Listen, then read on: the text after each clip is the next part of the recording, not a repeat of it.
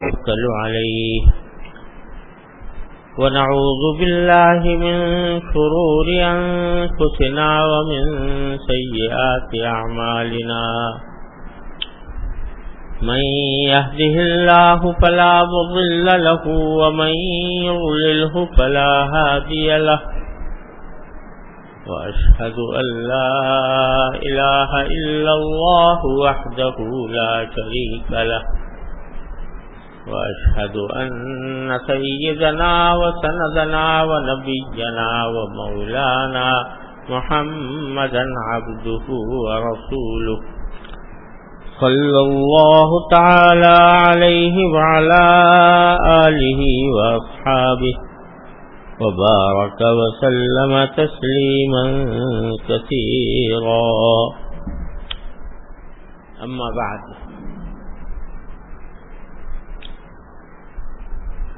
اللہ تبارک و تعالی نے اپنے فضل و کرم سے عید الاضحیٰ بھی عطا فرمائی اور عشرہ ذو الحجہ بھی عطا فرمایا، جن اللہ کے نیک بندوں نے ان ایام میں عبادت کا اہتمام کیا، اللہ تبارک و تعالیٰ کے رحمت سے امید ہے کہ انشاءاللہ وہ ان کے لیے جو آخرت کے ذخیرے کا سبب بنے گا۔ جن کو قربانی کرنی تھی الحمدللہ وہ بھی تکمیل پائی، ایک ایسی عبادت تکمیل پائی جو ان دنوں کے علاوہ کسی اور دن میں انجام نہیں دی جا سکتی۔ حج کا موسم بھی الحمدللہ پورا ہو گیا، بہت سے حضرات حج کی نعمت سے سرفراز ہوئے۔ اللہ تبارک و تعالیٰ اپنے فضل و کرم سے ان سب کی عبادتوں کو قبول فرمائے۔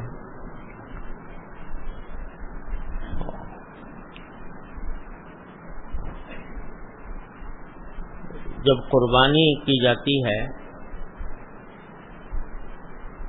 تو مسنون ہے کہ قربانی کرتے وقت آدمی یہ پڑھے کہ ان صلاتی و نسکی و محیایا و مماتی للہ رب العالمین، جس کے معنی یہ ہے کہ میری نماز، میری قربانی اور میرا جینا مرنا سب اللہ کے لیے ہے جو رب العالمین ہے، تمام جہانوں کا پروردگار ہے۔ اور یہ تعمیل ہے قرآن کریم کے اس حکم کی،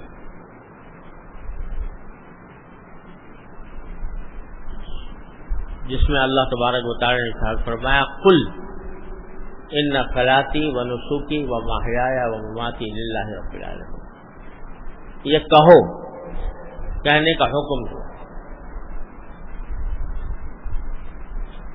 ان صلاتی و نسکی و محیایا و مماتی للہ رب العالمین لا شریک لہ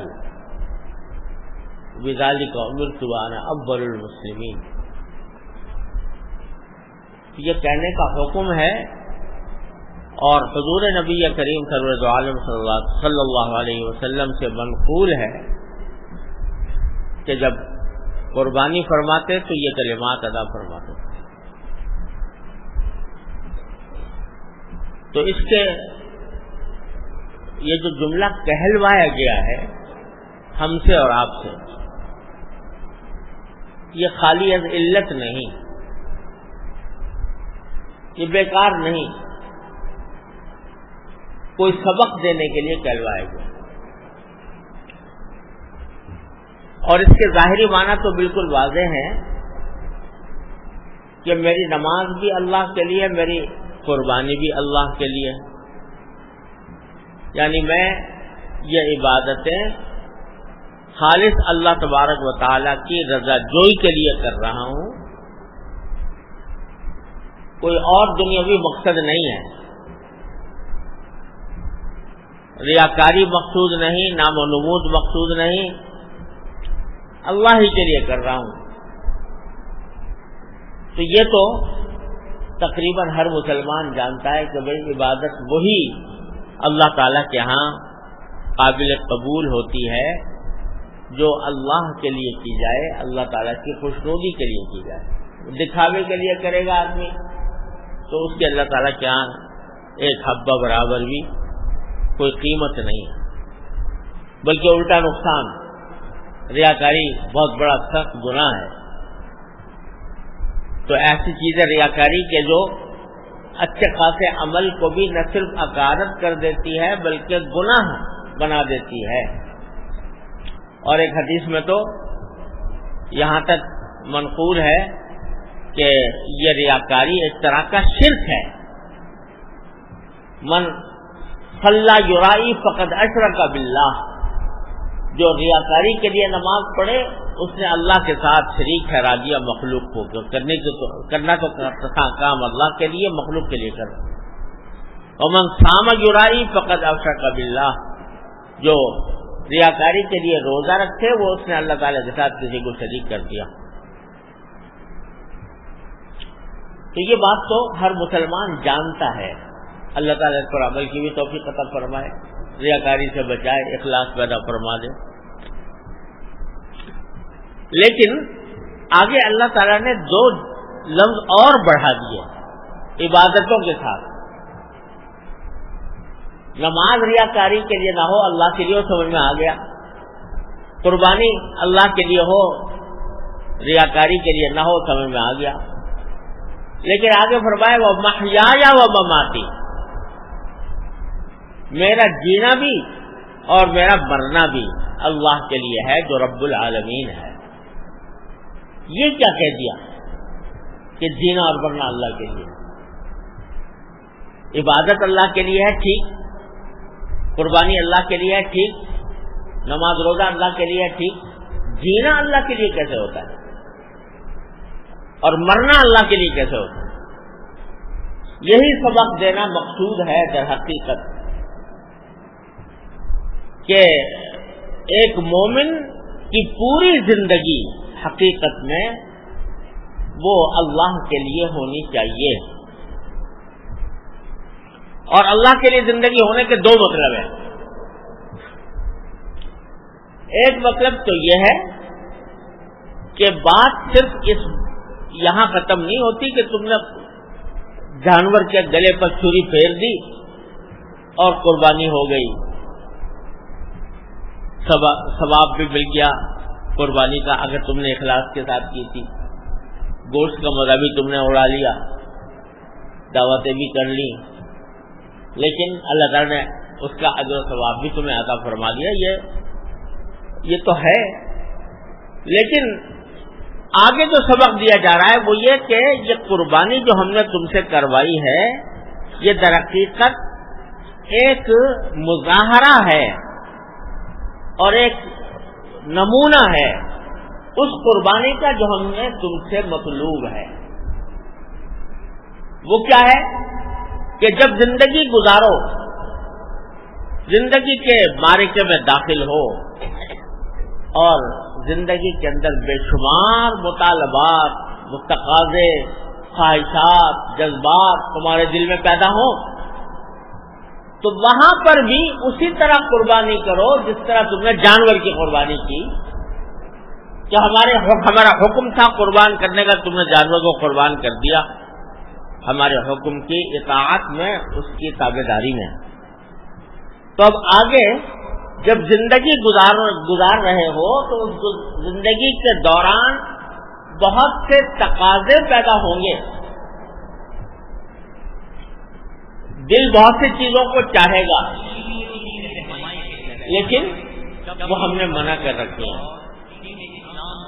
تو اس موقع پر اپنی ان خواہشات کو کچل کر ان کے گلے پر چھری پھیرو اور ان کی قربانی کرو، اس لیے کہ تمہاری زندگی اللہ کے لیے ہے، رب العالمین کے لیے ہے. تو اس وجہ سے جب بھی کبھی کسی گناہ کا داعیہ پیدا ہو، جب بھی کسی ناجائز کام کی خواہش دل میں جنم لے، جب بھی کسی حرام کام کو دل مچلے، تو اس کو قربان کرو، اس کو قربان کرو. مثلا جب زندگی گزار رہے ہو تو لوگوں کے ساتھ اٹھنا بیٹھنا بھی ہے، مجلسیں بھی ہیں، اور مجلسیں گرم کرنے کا ایک لازمی حصہ تقریباً یہ ہے کہ اس میں کسی کی غیبت ہو جائے گی، اور جب غیبت کرنے کو دل چاہے گا تو دل مچلے گا کہ فلاں کا ذکر آ گیا، لاؤ یہ بات کہہ دوں، مزہ آ جائے گا، مجلس گرم ہو جائے گی، لوگ اس جملے بازی پر، اس فکرہ بازی پر واہ واہ کریں گے. یہ دل میں چل رہا ہے. اس وقت تمہیں یاد آئے کہ میرے اللہ نے یہ فرمایا تھا کہ غیبت کرنا ایسا ہے جیسے کہ مردہ بھائی کا گوشت کھانا، اور اس وقت تمہیں یاد آئے کہ محمد رسول اللہ صلی اللہ علیہ وسلم کا یہ ارشاد مروی ہے کہ غیبت زنا سے بھی بدتر گناہ ہے. اور اس خیال کے آنے سے تمہارے دل جو مچل رہا تھا غیبت کرنے کو، کسی دوسرے کا برائی سے ذکر کرنے کو جو دل چاہ رہا تھا، تم اللہ کے آگے اس کو، اللہ کے سامنے اس کو قربان کرو. یہ ہے قربانی جو مطلوب ہے. یہ ہے میری زندگی اللہ کے لیے. بازار میں نکلے ہو، چاروں طرف نگاہوں کے لیے فتنے ہیں، اور صورتیں ایسی سامنے آ رہی ہیں کہ دل مچل رہا ہے کہ نگاہ ڈال لو، لذت لے لو، تھوڑی دیر کا مزہ حاصل کر لو. تصویریں لگی ہوئی ہیں، بے پردگی کا سیلاب ہے، اور نگاہ اس کی طرف ڈالنے کو دل مچلتا ہے، دل چاہتا ہے کہ کر گزروں. اس وقت تمہارا امتحان ہے کہ تمہارا جینا اللہ کے لیے ہے کہ نہیں ہے. اللہ کے لیے ہے یا اپنے نفس کے خواہشات پوری کرنے کے لیے ہے. اگر اللہ کے لیے ہے تو پھر یہ جو تمہاری خواہش دل میں پیدا ہو رہی ہے، اس کو کچلنا ہوگا، اس کی قربانی دینی ہوگی. اور جب قربانی دو گے تو پھر یہ کہنے کا تمہیں حق حاصل ہے کہ میری زندگی اللہ کے لیے. تو بات صرف بکرے کے گلے پر چھری پھیر کر ختم نہیں ہوتی، گائے کے گلے پر چھری پھیر کر قربانی نہیں پوری مکمل نہیں ہو جاتی، بلکہ یہ سکھایا جا رہا ہے کہ محیایا و مماتی للہ رب العالمین. جینا مرنا بھی اللہ کے لیے ہے، کہ جس طرح تم نے اس کی قربانی کر دی، اپنی خواہشات کی قربانی کرو، اپنے جذبات کی قربانی کرو، اپنے دل میں امٹنے والے تقاضوں کی جو اللہ کے حکم کے خلاف لے جا رہے ہوں ان کی قربانی کرو. تو اس قربانی کرنے سے تمہاری زندگی اللہ کے لیے ہوگی. اور یہی در حقیقت کام بظاہر مشکل لگتا ہے، بظاہر مشکل لگتا ہے. اللہ بچائے جب عادت پڑ جاتی ہے بری، کسی ناجائز کام کی عادت پڑ گئی ہے تو چھوڑتے ہوئے دل پر آرے چلتے ہیں، بہت مشکل لگتا ہے. لیکن اس مشکل کو آسان بنانے کا راستہ بھی یہ ہے کہ اس مشکل کو، اس کڑوے گھوم کو ایک مرتبہ زبردستی اپنے اوپر زبردستی کر کے پی جاؤ، پیو جھوٹ کو، تو اللہ تبارک و تعالیٰ پھر آسانی بھی پیدا فرما دیتے ہیں۔ جو جو بندہ ہمت سے کام لیتا ہے، جو جو بندہ ایک طرف اپنی ہمت سے کام لیتا ہے، دوسری طرف اپنے اللہ کو پکارتا ہے کہ یا اللہ میں اس مشکل میں مبتلا ہو گیا ہوں، میرے نفسانی تقاضے، میری نفسانی خواہشات، میرے جذبات مجھے گناہ کی طرف لے جانے والے ہیں، میں کہیں بہک نہ جاؤں، اے اللہ اپنی رحمت سے مجھے بچا لے اس سے۔ کوشش اور ساتھ میں رجوع اللہ، کوشش اور اللہ تعالی سے رجوع کر کے مانگنا، تو اللہ تبارک و تعالیٰ پھر راستے کھول دیتے ہیں۔ دو چیزیں ساتھ ساتھ کرنی ہوں گی، کوشش اور ساتھ ساتھ اللہ تعالیٰ سے مانگنا۔ یا اللہ باہر نکل رہا ہوں، نہ جانے کیا منظر سامنے آ جائے، نہ جانے کس مشکل میں، کس گناہ میں مبتلا ہو جاؤں، اے اللہ میری حفاظت فرما لیجیے، اے اللہ میری نگاہوں کی حفاظت فرمائیے، اے اللہ میری زبان کی حفاظت فرمائیے، اے اللہ میرے کانوں کی حفاظت فرمائیے۔ رجوع اللہ اور اپنی طرف سے کوشش۔ ہمارے حضرت رقیب الامت قدس اللہ تعالی وسلم کا یہ جملہ میں نے پتہ نہیں کتنی مرتبہ اپنے حضرت سے سنا اور کتنی مرتبہ آپ حضرات کو سنایا، مگر ہر مرتبہ دل چاہتا ہے کہ اس کو دہرایا جائے۔ فرمایا کرتے تھے کہ وہ ذرا سی بات جو حاصل ہے تصوف کا، وہ ذرا سی بات جو حاصل ہے تصوف کا، یہ ہے کہ جب کسی طاعت کے انجام دینے میں سستی ہو تو سستی کا مقابلہ کر کے وہ طاعت کرے، اور جب کسی گناہ کا تقاضا دل میں پیدا ہو تو اس گناہ کا مقابلہ کر کے، اس تقاضے کا مقابلہ کر کے اس گناہ سے بچے۔ فرمایا کہ اسی سے تعلق مع اللہ پیدا ہوتا ہے، اسی سے باقی رہتا ہے، اسی سے ترقی کرتا ہے۔ کیا مانا؟ کہ اپنے اوپر زبردستی، اپنے اوپر زبردستی، طاعت کے کرنے کے لیے زبردستی، گناہ سے بچنے کے لیے زبردستی۔ جب تک یہ ایک مرتبہ ہمت کر کے نہیں کرو گے، اس وقت تک جینا تمہارا اللہ کے لیے نہیں ہوگا۔ محیایا میری زندگی، و مماتی میری موت، سب اللہ کے لیے ہے، رب العالمین کے لیے۔ کب ہوگی؟ جب ہمت کر لو گے اور یہ عزم کر لو گے کہ دل کتنا ہی مچل رہا ہو لیکن میں کسی صورت اللہ تبارک و تعالیٰ کے حکم کی خلاف ورزی نہیں کروں گا۔ یہ جب عزم اور اپنے اوپر زبردستی کر کے اپنے خواہشات کو کچل کر جب ان کی قربانی دے کر جب گناہوں سے بچو گے تو اسی نسبت سے اللہ تبارک و تعالیٰ کے ساتھ تعلق بڑھے گا، اسی نسبت سے قرب حاصل ہوگا۔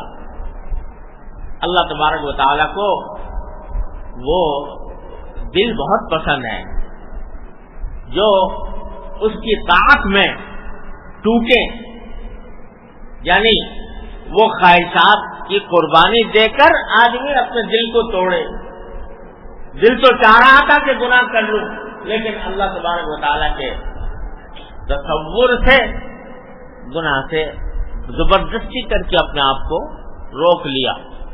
شیشہ تھا دل کا چکنا چور ہو گیا اس وجہ سے، لیکن جو چکنا چور ہوتا ہے اللہ کی وجہ سے تو اللہ تبارک و تعالیٰ پھر اس کو اپنے محبت کا، معرفت کا، تعلق کا مورث بناتے ہیں۔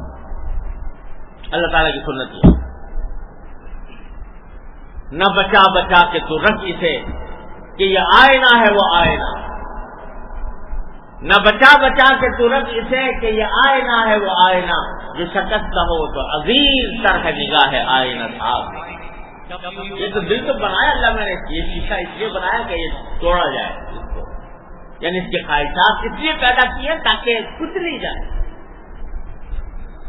ارے بھائی فرشتے بھی تو تھے دنیا میں، کائنات میں، تسبیح تقدیس میں لگے ہوئے تھے، ان کے دل میں کوئی گناہ کا خیال بھی نہیں آتا تھا، لیکن اللہ میاں نے کہا کہ نہیں، یہ کافی نہیں، ایسی مخلوق ہونی چاہیے جس کے دل میں گناہ کے جذبات بھی ہوں، جس کو گناہ کرنے کا دل بھی چاہے، اور پھر وہ ہمارے خاطر اپنے دل کو اس کی خواہش کو توڑ کر اس کی قربانی دے کر ہماری خاطر سے قربانی دے اور اپنے آپ کو زبردستی کر کے گناہ سے بچائے، تو وہ ہوگا،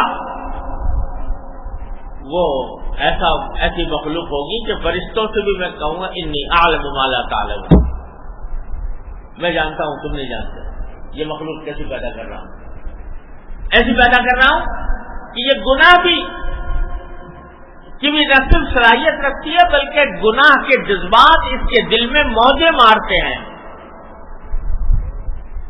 اس کے باوجود جب یہ میرے تصور سے میرے حکم کی خاطر مجھ سے قرب حاصل کرنے کے لیے جب یہ اپنے دل کی خواہش کو کچلتی ہے تو یہ تمہارے سے اے فرشتوں تم سے آگے بڑھ جاتے۔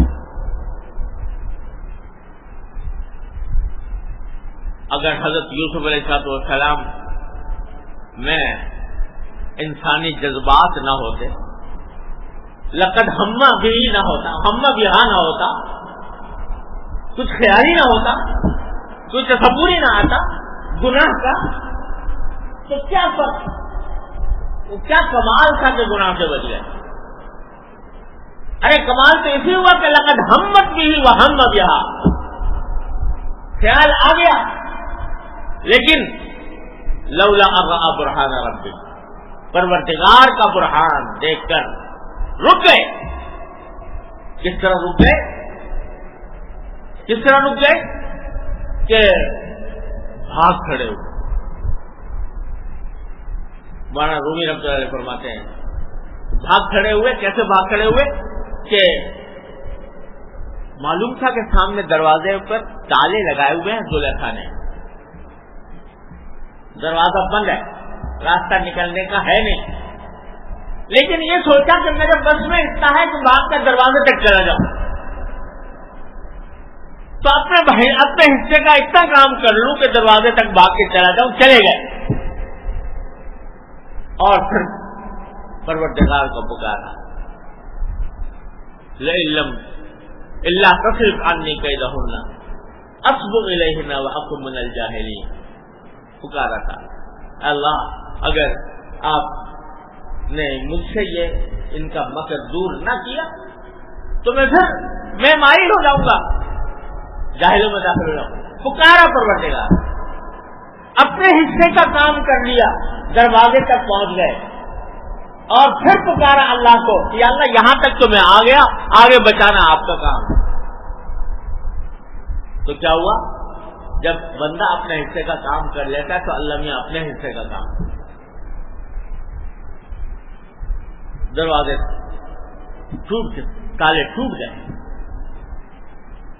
تو مولانا فرماتے ہیں کہ گرچہ رکھنا نیست عالم را پدید، گرچہ رکھنا نیست عالم را پدید، خیر یوسف وار می باید طویل، اگرچہ اس دنیا میں گناہوں سے بچ کر بھاگنے کا کوئی راستہ نظر نہیں آ رہا، چاروں طرف فتنے ہیں، چاروں طرف گناہوں کی آگ بھڑکی ہوئی ہے، باہر نکلنے کا راستہ نظر نہیں آ رہا، لیکن جس طرح یوسف علیہ السلام بھاگے تھے کہ دروازے تک بھاگ گئے اور بعد میں اپنے اللہ کو پکارا، اس طرح تم بھی خیر یوسف وار بھی باید طویل، اس طرف دوڑ کے تم بھی چلے جاؤ اور پھر پکارو اللہ، تو اللہ تبارک و تعالیٰ پھر انشاءاللہ بچائیں گے تم۔ لیکن یہ عزم کرنا ہوگا کہ دل پر چوٹ مارنی ہے، زبردستی کرنی ہے، اپنی خواہش کو کچلنا ہے، یہ ایک مرتبہ یہ قربانی دینی ہوگی، تب یہ اللہ تبارک و تعالیٰ کی طرف سے مدد آئے گی۔ اور یہ بھی عرض کر دوں کہ یہ جب انسان اللہ تعالیٰ کے راستے پر چلتا ہے اور اپنے آپ کو گناہوں سے بچانے کا عزم کرتا ہے، چوٹیں مارتا ہے اپنے دل پر، تو الحمدللہ اس کا یہ عمل اللہ تعالیٰ کو بڑا محبوب ہے۔ بعض اوقات اس کے بعد ایک کشاکش ہوتی ہے نفس کی اور انسان کے ضمیر کی، نفس کی اور انسان کے عزم اور ارادے کی، شیطان کی اور انسان کی لڑائی چلتی ہے، کشتی چلتی ہے۔ اس کشتی میں جب تم ایک مرتبہ تم نے اس کو ڈھا دیا تو کبھی وہ دوبارہ تمہیں بھی ڈھا دیتا ہے، لیکن یہ مایوس ہونے کی بات نہیں ہے۔ پھر دوبارہ تم پھر وہی عمل کرو گے تو دوبارہ اس کو ڈھالو گے، اور یہ کشتی چلتے چلتے ایک وقت ایسا آتا ہے کہ پھر اس کی قوت کمزور پڑ جاتی ہے، طاقت مزمحل ہو جاتی ہے، اور اس کے بعد تمہیں اس کے اوپر قابو پانا مشکل نہیں رہتا۔ شروع میں مشکل ہوتی ہے، لیکن اس مشکل کا حل یہی ہے کہ اس مشکل کو برداشت کرو، اس مشکل کو برداشت کر کے کڑوے گھونٹ پیو تو پھر ہو جاتا ہے۔ تو بھائی محیہ سبق جو دیا جا رہا ہے، قربانی تو کر دی، لیکن اب مرحلہ درپیش ہے اپنے خواہشات اور جذبات کی قربانی کا۔ تو تمہارا مرنا بھی اللہ کے لیے ہونا چاہیے، تمہارا جینا بھی اللہ کے لیے ہونا چاہیے، تمہارا مرنا بھی اللہ کے لیے، جو کچھ ہو وہ اللہ کے لیے ہو۔ مرنا بھی اللہ کے لیے، کیا چلو جینا یہ ہو گیا کہ اپنی زندگی کو اللہ تبارک و تعالیٰ کی رضا کے مطابق ڈھالنے کی کوشش اور اس کے لیے اپنے جذبات کی قربانی دے کر جی لیے۔ مرنا اللہ کے لیے، کیا مماتی، میرا مرنا بھی اللہ کے لیے، مرنا بھی اللہ کے لیے۔ اس کا ایک مطلب تو یہ ہے کہ موت جو ڈرنے کی، عام طور سے ڈرنے کی چیز سمجھی جاتی ہے اور جس سے انسان خوف کھاتا ہے، برا سمجھتا ہے، لیکن جب اس نے اپنی زندگی اللہ کے لیے کر دی تو پھر موت میں بھی اس کو کوئی ڈر نہیں۔ موت کے اندر ڈر ہونے کے بجائے وہ یہ دعا کرتا ہے، اللہم احیینی ما علمت الحیات خیرا لی وتوفنی اذا علمت الوفاۃ خیرا لی۔ اے اللہ، مجھے جب تک آپ اچھا سمجھتے ہیں میرے حق میں مجھے زندہ رکھیے، اور جب آپ میرے لیے وفات پسند فرمائیں اس وقت مجھے وفات دے دیجیے۔ تو میری اپنی طرف سے کوئی تجویز نہیں، نہ زندگی کی نہ موت کی۔ جو میرا اللہ کہے، جو میرا اللہ میرے لیے پسند کرے، میں اس پر راضی ہوں۔ لہذا موت کی تمنا کرنا نہیں منع، موت کی تمنا کرنا نہیں، موت پر اقدام کرنا، خودکشی منع، لیکن موت میری جو وہ بھی اللہ کے لیے، کیا مطلب اس کی تقدیر کے حوالے ہے، اور میری دعا یہ ہے کہ اللہ اپنے فضل و کرم سے اس وقت مجھے موت عطا فرمائیے جب میرے حق میں موت بہتر ہو۔ اللہم اجعل الحیات زیادۃ لی فی کل خیر واجعل الموت راحۃ لی من کل شر۔ اے اللہ، زندگی کا ہر لمحہ میرے اندر میرے لیے خیر لے کر آئے، اور موت میرے لیے ہر شر سے مجھے راحت کی طرف لے جائے۔ جب اندیشہ ہو فتوفنی الیک غیر مفتون، اے اللہ جب فتنے کا اندیشہ ہو کہ میں فتنے میں مبتلا ہو جاؤں گا تو پھر مجھے بغیر فتنے سے محفوظ رکھے، بغیر فتنے میں مبتلا ہوئے اپنے پاس مجھے بلا لیا۔ تو موت بھی اللہ کے لیے۔ تو ایک معنی یہ ہوئے محیایا و مماتی للہ رب العالمین کے، کہ میرا جینا مرنا اللہ کے لیے، میرا ہر سانس وہ اللہ تعالیٰ کی اطاعت میں گزرنا ہے، اور اس کے لیے مجھے اپنے جذبات کی قربانی دینی ہے۔ اسی قربانی کے نتیجے میں میں اللہ تبارک و تعالیٰ کا قرب حاصل کروں۔ تو بھائی یہ ایک بہت بڑا سبق ہمیں اس وقت یہ مل رہا ہے اللہ تبارک و تعالیٰ کی طرف سے کہ بھائی یہ قربانی جو تم نے کی ہے یہ تو ایک علامت تھی، یہ ایک مثال تھی ہمارے حکم کی اتباع کی، لیکن اب تو ساری زندگی تمہیں یہ قربانیاں دینی ہیں ہمارے حکم کی اطاعت و اتباع کے خاطر۔ ایک تو یہ ہوا، اور دوسرا مطلب اس کا وہ یہ ہے کہ بظاہر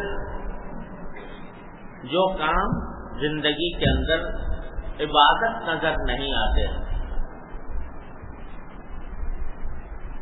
مباح کام ہے،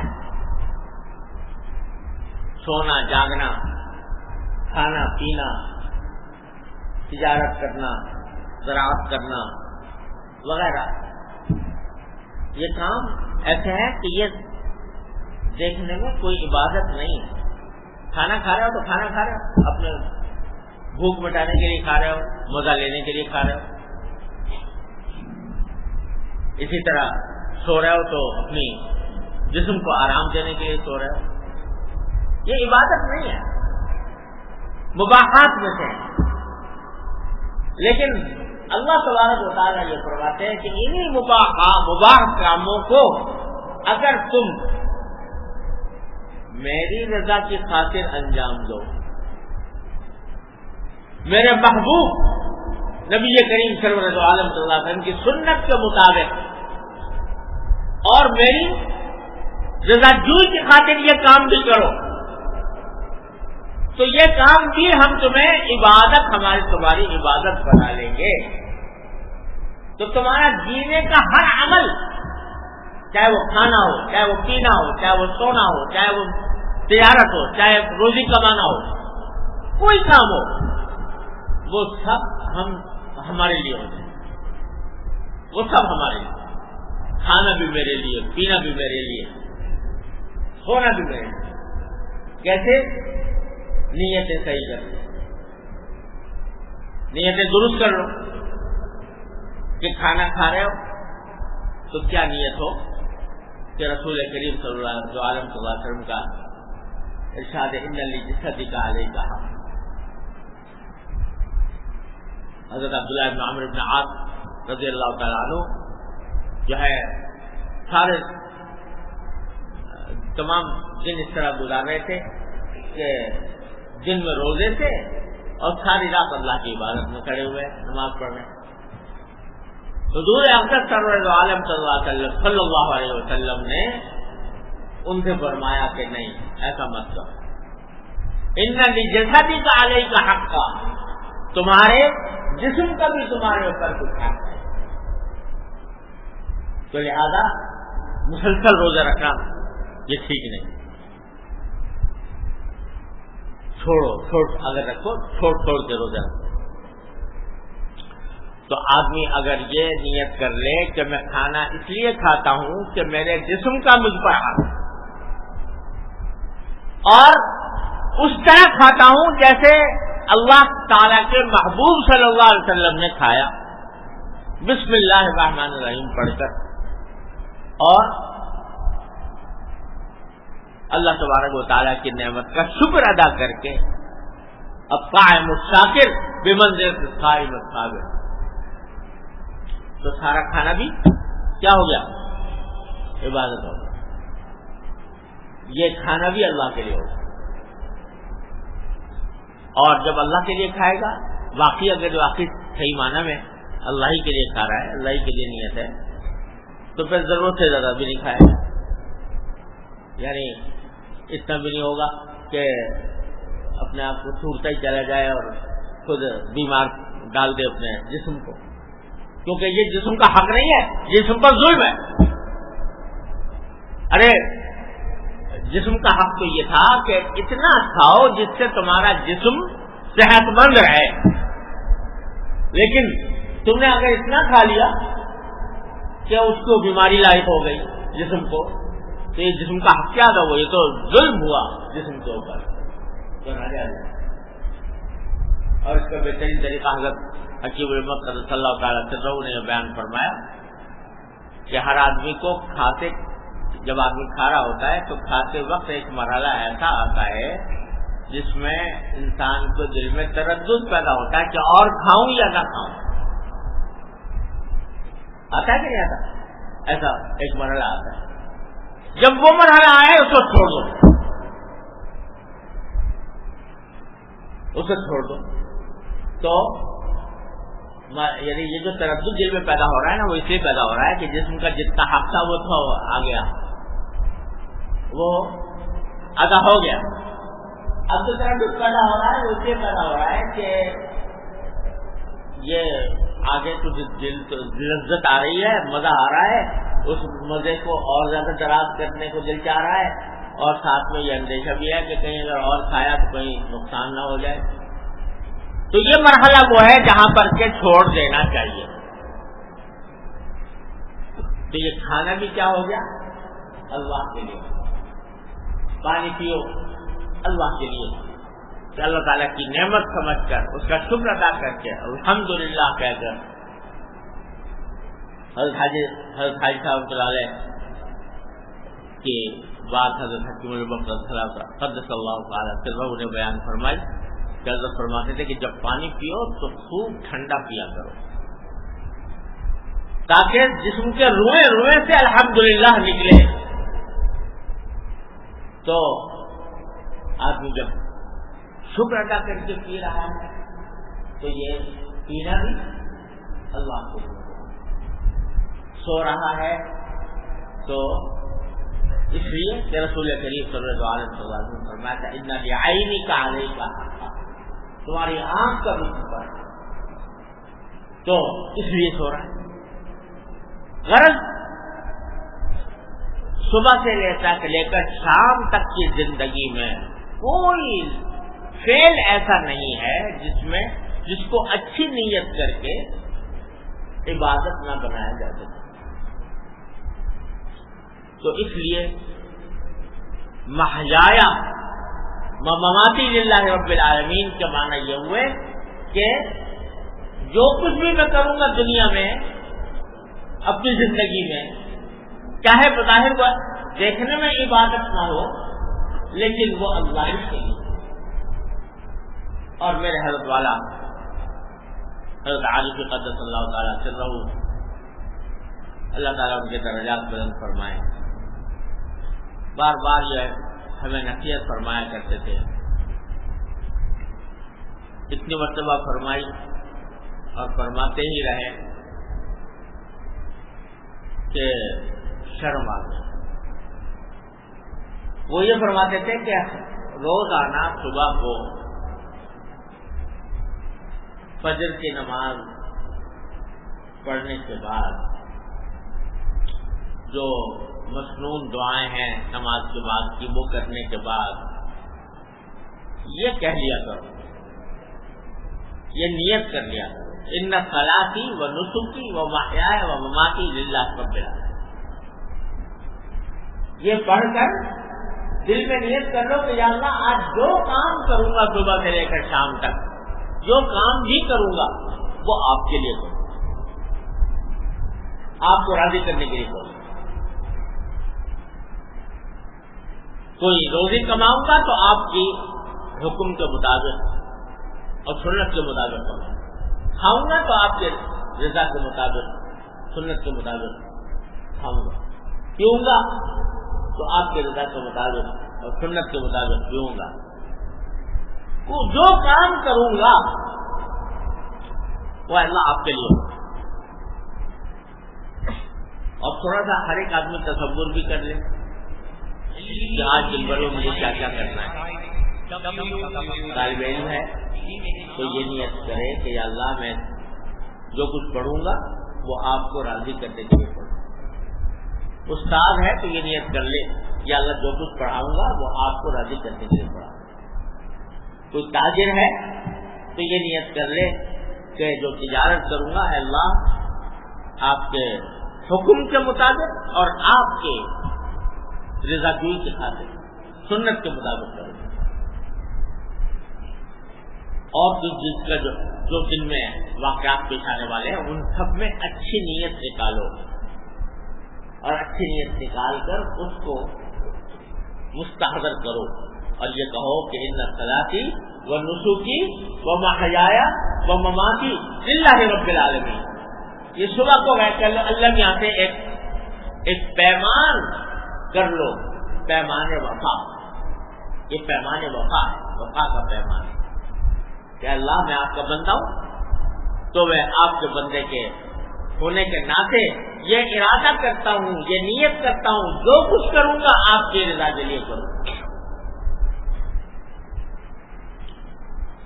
کر لیا. اب اپنی طرف سے تو ارادہ کر لیا کہ جو کچھ کروں گا اللہ کے لیے کروں گا. لیکن انسان ہے تو کمزور بیچارہ, وہ کیا اس کا ارادہ کیا, ارادہ بھی مختلف حالات اور مختلف حوادث سے ٹوٹتا رہتا ہے. تو پھر انہیں سے مانگ لو, اللہ تعالی سے مانگ لو. یا اللہ ارادہ تو کر لیا, ارادہ تو کر لیا, لیکن اس ارادے کی تکمیل اور اس پر استقامت اور اس پر ثابت قدم رہنا اے اللہ آپ کی توفیق کے بغیر ممکن ہے. اے اللہ مجھے اس ارادے پر ثابت قدم بھی بنا دیجیے, اس کی تکمیل بھی فرما دیجیے, اس پر استقامت بھی عطا فرما دیجیے. یہ دعا بھی کر لو تھا. اور اگر مصنون دعا کر لو اللہم انا قلوبنا ونواسینا وجوارحنا بیدک لم تملکنا منہا شیئا فإذا فعلت ذلك بنا فكن أنت ولينا واهدنا إلى سواء السبيل.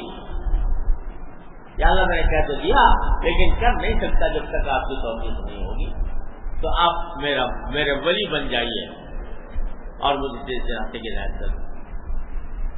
یہ صبح کو اللہ میاں سے پیمان وفا مانگ لو.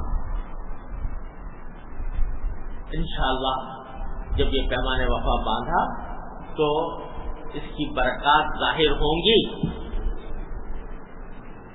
اور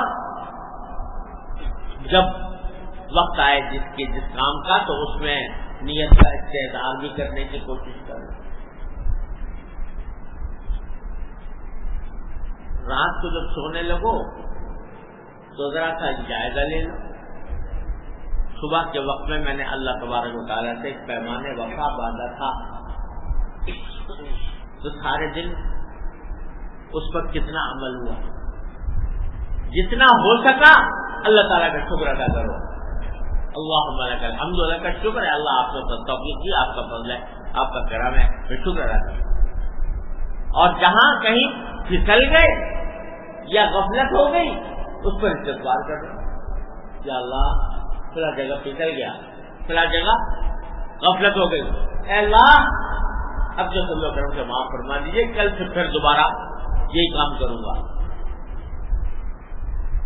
تو اللہ تعالیٰ کی توفیق پر شکر, اپنی کوتاہی پر استغفار کر لو. سو جاؤ, ہمارے سو جاؤ, انشاءاللہ اگر موت آ گئی سیدھے جنت میں جاؤ.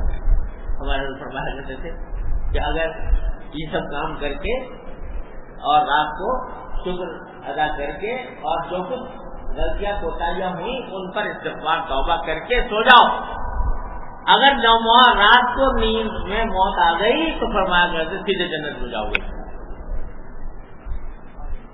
بتاؤ پھر بھی کوئی کہتے ہیں دین مشکل کام ہے, دین کے اوپر عمل کرنا بڑا مشکل ہے. یہ ہے ان صلاتی و نسکی و محیایا و مماتی للہ رب العالمین. اس کو صبح کو اس کا اس پیمان وفا کو استوار کر لیا کرو. اللہ تعالی ہم سب کو اس کی توفیق عطا فرمائے. اللہم صلی علی سیدنا